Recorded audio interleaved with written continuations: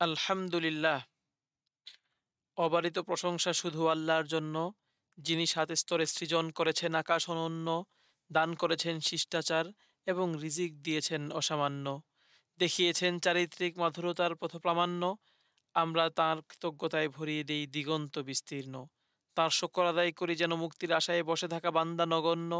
আমি সাক্ষ্য দিচ্ছি, নেই কোনো সত্য মাবুদ আল্লাহ ভিন্ন, তিনি এক, তাঁর নেই শরিক, তিনিই মহামান্য। তিনি মহাজ্ঞানী, সৃষ্টিশীলতায় তিনি বরেণ্য। আমি আরো সাক্ষ্য দিচ্ছি, মুহাম্মদ সাল্লাল্লাহু আলাইহি ওয়াসাল্লাম তাঁর বান্দা ও রাসূল, যাকে চারিত্রিক মাধুরিমা দিয়ে প্রেরণ করা হয়েছে। আল্লাহ তাঁর উপর সন্তুষ্টি ও ঐক্যের প্রতীক তাঁর পরিবার পরিজন ও সাথীগণের উপর এবং তাবিন ও মহামিলন দিবস পর্যন্ত তাঁদের অনুসারী সকলের উপর সালাত সালাম ও বারাকা নাজিল করুন। আম্মা বাদ। ওহে মানুষেরা, আমি আমার নিজেকে ও আপনাদেরকে আল্লাহ ভীতির উপদেশ দিচ্ছি, কেননা এটিই হলো আপনাদের সংগ্রহ করার মতো সর্বোত্তম পাথেয়, সবচেয়ে বেশি আশাব্যঞ্জক গচ্ছিত সম্পদ। এটিই হলো আপনাদের সাবধানতা অবলম্বনকারী বিষয় থেকে মুক্তির সোপান। এর মাধ্যমে আপনারা অকল্পনীয় জায়গা থেকে রিজিক প্রাপ্ত হবেন।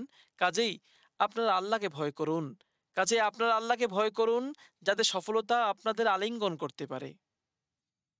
মুসলমানগণ, উন্নত চরিত্র এমন একটি পোশাক যদ্বারা সুশোভিত হয়েছিলেন নির্বাচিত নবীগণ। এটি এমন চাদর যদ্বারা সুসজ্জিত হয়েছেন খাঁটি মুত্তাকিগণ। এটি ইসলামের মূল ভিত্তিসমূহের একটি, ইমানের অন্যতম স্তম্ভ ও ইহসানের একটি প্রকাশ ক্ষেত্র। এর দ্বারা অর্জিত হয় উচ্চ মর্যাদা, সমুজ্জ্বল অবস্থান ও শ্রেষ্ঠতম সৃষ্টির নৈকট্য। কোরআন সুন্নাহর বাণীসমূহ সর্বদা ভালো বিষয় উদ্বুদ্ধ করে ও উৎসাহ যোগায় এবং খারাপ বিষয় সতর্ক করে ও ভীতি প্রদর্শন করে। সুতরাং ইসলামী শরীয়ত শিষ্টাচার ও চরিত্রের মধ্যে সবচেয়ে দামি বস্তুকেই সন্নিবেশিত করেছে, যার অবস্থান হলো শিক্ষাদান ও শিষ্টাচার শিক্ষা এবং সংস্কার ও উন্নতির মাঝে। আর এসব কিছুর সমষ্টি হলো নবী সাল্লাল্লাহু আলাইহি ওয়াসাল্লামের বাণী, আমাকে প্রেরণ করা হয়েছে উন্নত চারিত্রিক বৈশিষ্ট্যসমূহকে পূর্ণতা দান করবার জন্য।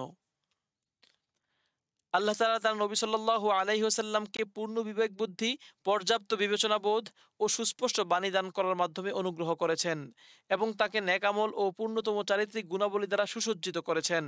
তিনি তার প্রশংসা করে বলেন, ওয়া ইন্নাকা লাআলা খুলুকিন আযীম, নিশ্চয়ই আপনি মহান চরিত্র মাধুরীমায় অধিষ্ঠিত রয়েছেন। যখন জিজ্ঞাসা করা হলো নবী সাল্লাল্লাহু আলাইহি ওয়াসাল্লামের চরিত্র কেমন ছিল, তখন আয়েশা রাদিয়াল্লাহু তাআলা আনহা বললেন, আল কোরআনই ছিল তার চরিত্র। তাঁর ছিল পূর্ণতম ও মহত্তম চরিত্রগুণ। তিনি প্রতিটি স্বভাবে সর্বোচ্চ ধাপ ও সমুজ্জ্বল অবস্থান অর্জন করেছিলেন। ফলে তিনি মানবিক পূর্ণতার শীর্ষ চূড়ায় এবং মানবীয় আভিজাত্যের সর্বোচ্চ সীমায় পৌঁছে গিয়েছিলেন। জেনে রাখা উচিত, মহৎ চরিত্রের দ্বারা অলঙ্কৃত হওয়ার ব্যাপারে উৎসাহব্যঞ্জক বিষয়সমূহের মাঝে আরও রয়েছে সুমহান আদর্শের অধিকারীকে অনুসরণ করার বিষয়ে আল্লাহ তাআলার আদেশ। এ বিষয়ে তিনি বলেন, তোমাদের জন্য তোমাদের রাসূলের মাঝে রয়েছে সর্বোত্তম আদর্শ। এটি সেই ব্যক্তির জন্য যে আল্লাহ ও আখিরাতের বিষয়ে আশা রাখে এবং বেশি বেশি আল্লাহকে স্মরণ করে। প্রত্যেক সৎ ধর্মানুরাগী ও সুস্থ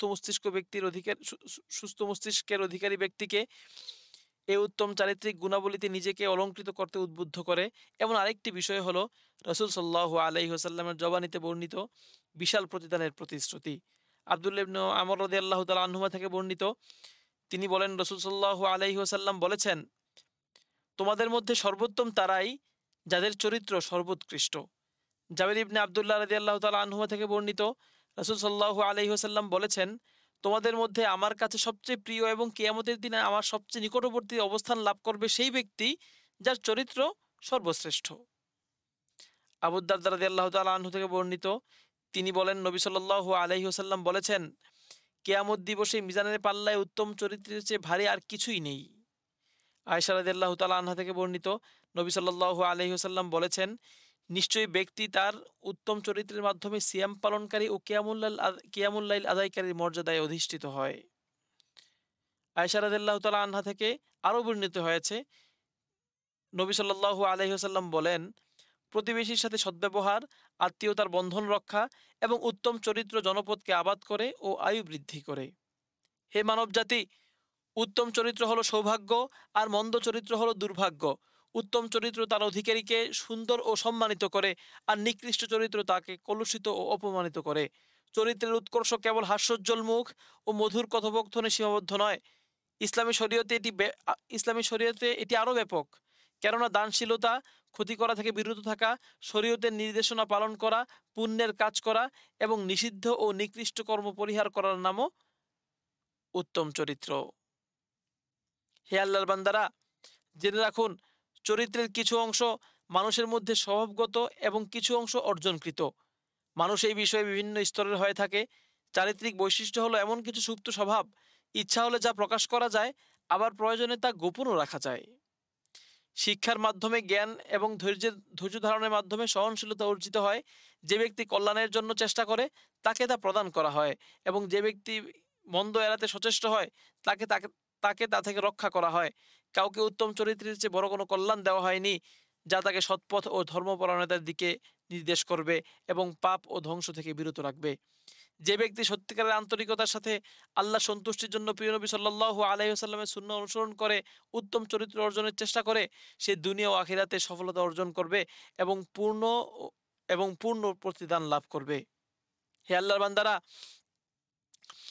আল্লাহ তাআলা আমাকে ও আপনাদেরকে কোরআন ও সুন্নাতে বারাকা দান করুন এবং এতদুভয়ের মধ্যে আয়াত ও যে প্রজ্ঞা রয়েছে সেগুলোর দ্বারা উপকৃত করুন। আমি তাই বললাম যা আপনারা শুনেছেন। আমি আল্লাহর কাছে আপনাদের ও সকল মুসলিমের জন্য সব ধরনের পাপ ও ভুল থেকে ক্ষমা প্রার্থনা করছি। অতএব আপনারাও তার কাছে ক্ষমা প্রার্থনা করুন। নিশ্চয়ই তিনি অত্যন্ত ক্ষমাশীল, পরম দয়ালু।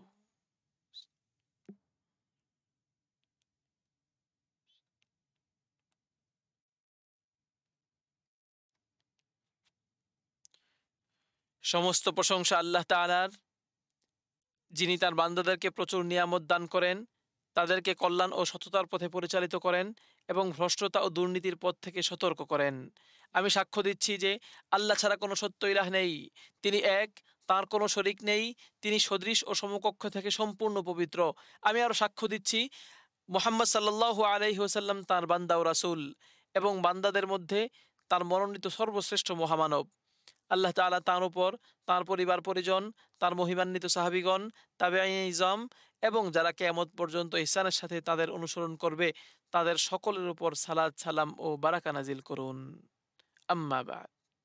হে মুসলিম সমাজ, ইসলামে নৈতিকতার তত্ত্ব দ্বীনি আকীদা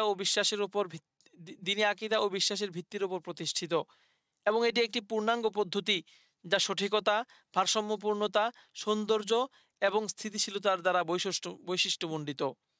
স্থান ও কালের পরিবর্তনের কারণে এর কোনো পরিবর্তন ঘটে না। এটি মুসলিম ব্যক্তির ছোট ও বড় এবং গোপনীয় ও প্রকাশ্য সকল অবস্থাকে অন্তর্ভুক্ত করে। বস্তুত প্রতিটি বিষয়ের গ্রহণযোগ্যতা তাকওয়ার উপর নির্ভরশীল, আর চরিত্রই হলো তাকওয়ার বাহক ও পরিচায়ক। এই দুটি বিষয় পরস্পর সম্পৃক্ত, একটি থেকে আরেকটি বিচ্ছিন্ন হয় না।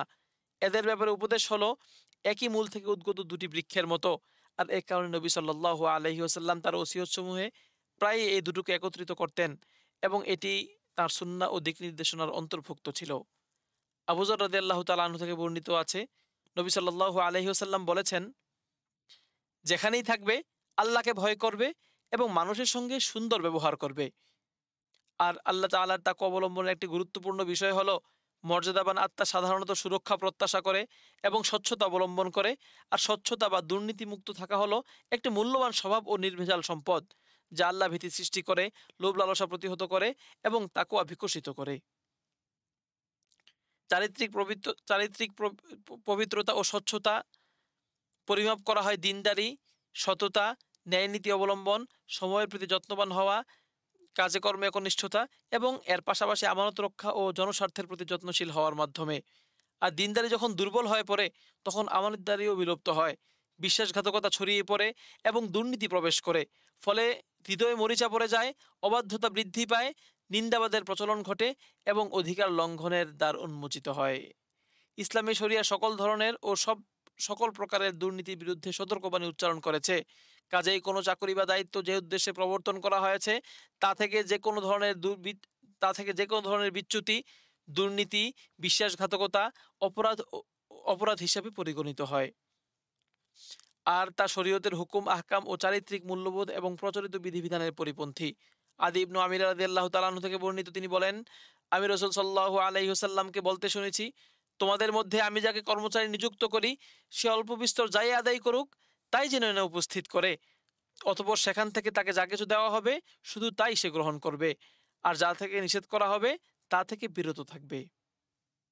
কঠোর হুঁশিয়ারি এসেছে ওই ব্যক্তির জন্য যে তার কামনা বাসনা ও ইচ্ছা আকাঙ্ক্ষা পূরণের জন্য অথবা তার আয় রুজি ধনসম্পদ বৃদ্ধির লক্ষ্যে ওই জিনিসের দিকে হাত বাড়ায় যা আল্লাহ তাআলা হারাম করেছেন। খাওলা আল আনসারী রাদিয়াল্লাহু তাআলা আনহা থেকে বর্ণিত আছে, তিনি বলেন, আমি রাসূল সাল্লাল্লাহু আলাইহি ওয়াসাল্লামকে বলতে শুনেছি, কিছু সংখ্যক মানুষ আল্লাহ তাআলার সম্পদ অন্যায়ভাবে গ্রাস করে থাকে। কিয়ামত দিবসে আল্লাহ তাআলা তাদের জন্য জাহান্নামের আগুন নির্ধারিত করে রেখেছেন। কিয়ামত দিবসে তাদের জন্য জাহান্নামের আগুন নির্ধারিত রয়েছে। হে মুমিনগণ, অবহেলা ও শিথিলতা, অপব্যয় ও অপচয়, ঘুষ গ্রহণ ও আত্মসাৎ এবং জনসাধারণের স্বার্থ বিঘ্নিত করার মাধ্যমে রাষ্ট্রীয় সম্পদের উপর আক্রমণ করা আমানত ধ্বংসের অন্তর্ভুক্ত। আল্লাহ তাআলা বলেন, ইয়া আইয়ুহাল্লাযীনা আমানু লা তাখুনুল্লাহা ওয়ার রাসূলা ওয়া তাখুনু আমানাতিকুম ওয়া আনতুম তা'লামুন।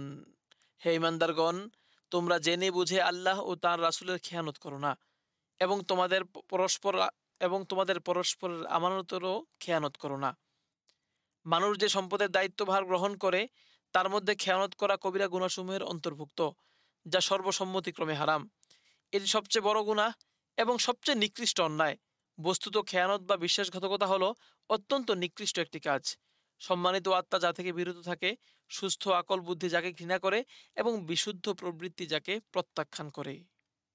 আল্লাহর বান্দাগণ, জেনে রাখুন, দুর্নীতি দমন এবং এর বিরুদ্ধে সংগ্রাম করা একটি শরীয়তসম্মত এবং জাতীয় দায়িত্ব, যা কোনো নির্দিষ্ট গোষ্ঠীর উপর সীমাবদ্ধ নয়, বরং এটি ধর্মীয়, আমানত এবং নৈতিকতার দিক থেকে সকলের দায়িত্ব।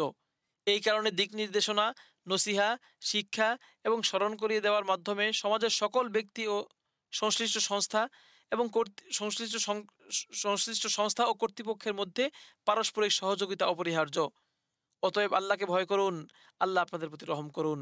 আল্লাহ পাক ইরশাদ করেন, এবং সংশোধিত হওয়ার পরে পৃথিবীতে দাঙ্গা হাঙ্গামা সৃষ্টি করো না, আর ভয় ও আশা নিয়ে আল্লাহকে ডাকো, নিশ্চয়ই আল্লাহর রহমত সৎকর্মশীলদের নিকটবর্তী।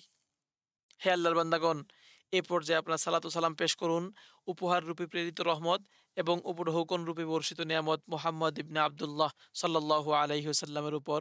আল্লাহ তাআলা এজন্য তার কিতাবে আপনাদেরকে আদেশ দিয়ে বলেছেন, ইন্নাল্লাহা ওয়া মালাইকাতাহু ইউসাল্লুনা আলান নবী ইয়া আইয়ুহাল্লাযীনা আমানু সাল্লু আলাইহি ওয়া সাল্লিমু তাসলিমা। নিশ্চয়ই আল্লাহ নবীর প্রতি অনুগ্রহ করেন এবং ফেরেশতারাও নবীর জন্য অনুগ্রহ প্রার্থনা করে। হে মুমিনগণ, তোমরা নবীর জন্য অনুগ্রহ প্রার্থনা করো এবং তাকে যথাযথভাবে সালাম জানাও। হে আল্লাহ, আপনি সালাত সালাম ও বারাকা নাজিল করুন আপনার বিশ্বস্ত রাসূল ও তাঁর পবিত্র আহলে বাইত এবং মুমিনদের মাতৃতুল্য তাঁর স্ত্রীগণের উপর। হে আল্লাহ, সুপথপ্রাপ্ত চার খলিফা, সকল সাহাবী, তাবেঈন এবং কিয়ামত অবধি যারা ইহসানের সাথে তাদের অনুসরণ করে যাবে সকলের উপর সন্তুষ্ট হয়ে যান। সেই সাথে আপনার অনুগ্রহ ও উদারতায় আমাদের উপর সন্তুষ্ট হয়ে যান, ইয়া আকরামাল আকরামিন। হে আল্লাহ, আপনি ইসলাম ও মুসলমানদেরকে সম্মানিত করুন, দ্বীনের কর্তৃত্ব বজায় রাখুন। আপনি এই দেশসহ সকল মুসলিম দেশে নিরাপত্তা, শান্তি, স্থিতিশীলতা, উন্নতি, সমৃদ্ধি ও সচ্ছলতা দান করুন, ইয়া রাব্বাল আলামিন। হে আল্লাহ, আমাদের নেতা ও অভিভাবক খাদিমুল হারামাইন আশ শরীফাইন ও তার বিশ্বস্ত ক্রাউন প্রিন্সকে আপনার ভালোবাসা ও সন্তুষ্টিমূলক কাজের তৌফিক দান করুন। তাদেরকে ও তাদের সহযোগীদেরকে দেশ ও মানুষের কল্যাণে এবং ইসলাম ও মুসলমানদের সম্মান বৃদ্ধির লক্ষ্যে কাজ করার জন্য তৌফিক দান করুন। হে আল্লাহ, আমাদের নিরাপত্তা বাহিনী ও সীমান্তের অতন্ত্র প্রহরীকে আপনি হেফাজত করুন, সাহায্য করুন। হে আল্লাহ, আপনি তাদের জন্য সার্বিক সাহায্যকারী ও স্পষ্ট মদতদানকারী হয়ে যান। হে আল্লাহ, প্রত্যেক দুশ্চিন্তাগ্রস্তকে চিন্তামুক্ত করুন, দুর্দশাগ্রস্তদেরকে স্বস্তি দান করুন এবং ঋণগ্রস্তদেরকে ঋণমুক্ত করুন। আমাদের ও মুসলমানদের প্রত্যেক অসুস্থ ব্যক্তিদেরকে শেফা দান করুন। আমাদের ও মুসলমানদের মৃত ব্যক্তিদের প্রতি রহম করুন। পৃথিবীর বিভিন্ন প্রান্তরে মজলুম মুসলমানদেরকে সাহায্য করুন, বিশেষ করে ফিলিস্তিনের মুসলমানদেরকে, ইয়া রব্বাল আলামিন। ইয়া রব্বাল আলামিন, তাদেরকে দুশ্চিন্তা ও সংকীর্ণতা থেকে মুক্তি দিন এবং সর্বপ্রকার বিপদাপদ থেকে নাজাতের ব্যবস্থা করুন। আমরা আপনার নিকট তাদের আশু মুক্তি ও দ্রুত বিজয় কামনা করছি। হে আল্লাহ, যে সকল কল্যাণ আমরা চেয়েছি সেগুলো আমাদেরকে দান করুন। যা চাইনি আপনার বিশেষ অনুগ্রহে তাও আমাদেরকে প্রদান করুন। আর আমাদের জ্ঞান বা প্রার্থনার সীমাবদ্ধতার কারণে ইহকাল ও পরকালে যেসব কল্যাণ কল্যাণ চাওয়া হয়নি তাতে আমাদেরকে পৌঁছে দিন।